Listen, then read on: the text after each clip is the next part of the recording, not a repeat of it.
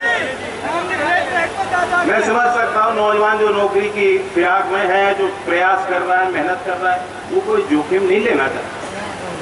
वो भयभीत होगा, उसे लगता होगा कि मेरी तस्वीर लग जाएगी, कहीं मुकदमा दर्ज हो जाएगा तो कभी नौकरी नहीं मिल पाएगी। लेकिन आपके घर परिवार के ये जो लोग बैठे हैं, अब घर परिवार को तो हम लोग समझ सकते हैं, और जिसके ना आगे ना पीछे, वो क्या जानेंगे?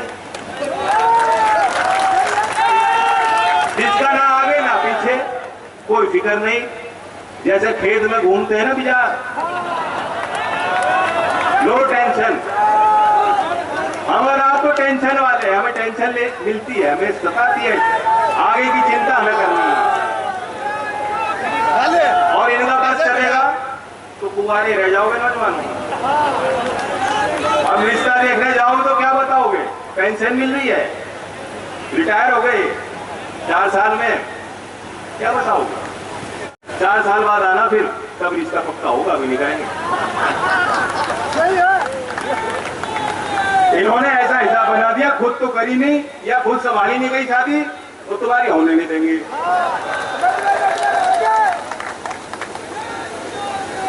मैं पुलिस वालों को भी कहना चाहता हूँ, ड्यूटी तो ड्यूटी होती है, आपको बताया जाता है, आप कर रहे हो, लेकिन होशियार हो जाओ, सतर्क हो जाओ। अभी जो आर्मी के साथ कर रहे हैं, कल पुलिस विभाग के साथ भी ये करेंगे। योगी जी भी कह सकते हैं कि मुझे पेंशन नहीं देनी, 4 साल 5 साल 6 साल की नौकरी ले लो ठेके पे, वर्दी पहन लो, 5 साल उतार के यही जो है अगले को पहनाएंगे। ऐसी योजना बना रहे हैं। पैसे की बचत करनी है इनको, आर्मी में पैसे की बचत दिख रही है। आप कोई हिसाब लगा के आर्मी में जाते हो बच्चों, ये देख के जाते हो कि हमें तनख्वाह मिलेगी? नहीं, ये जज्बा है, भावना है, और सरकार हिसाब लगा रही है, तोड़ रही है आपको। बुलडोजर की चाबी छीन लेंगे। वैसे ये ट्रेंड भी एलएम वालों ने शुरू किया था, चुनाव में आया, पहली बार मैंने देखा वो जो है जेसीबी पे आप लोग खड़े होकर स्वागत कर रहे हैं। मुझे लगता है योगी जी ने वो तस्वीर देख के वहीं से आइडिया लिया उन्होंने।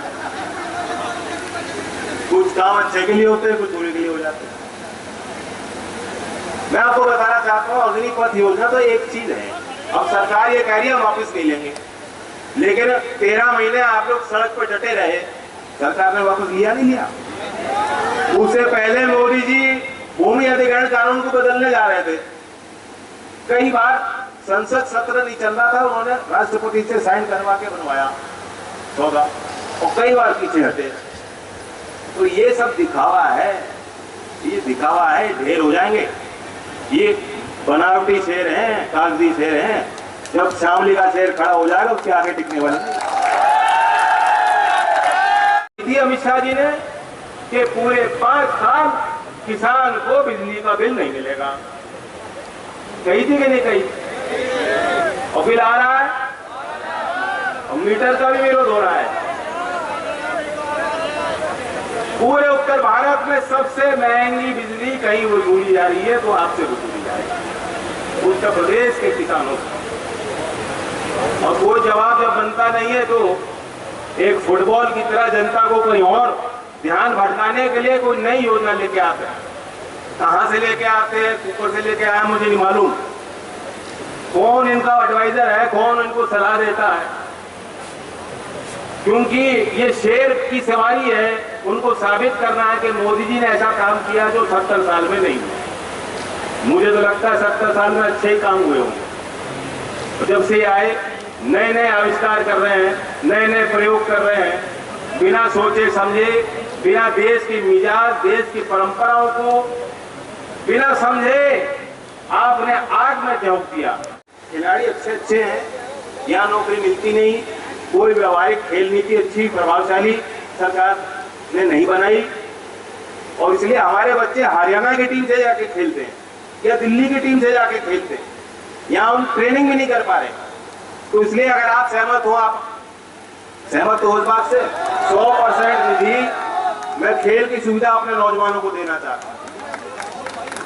और अगर इस क्षेत्र में आपका कोई भी ऐसा कोई आवेदन हो तो जरूर हमारी पार्टी के जिला अध्यक्ष तक बात पहुंचाइएगा, और मैं कोशिश करूंगा कि वो निधि का प्रयोग सदुपयोग हो जाए और क्षेत्र में विकास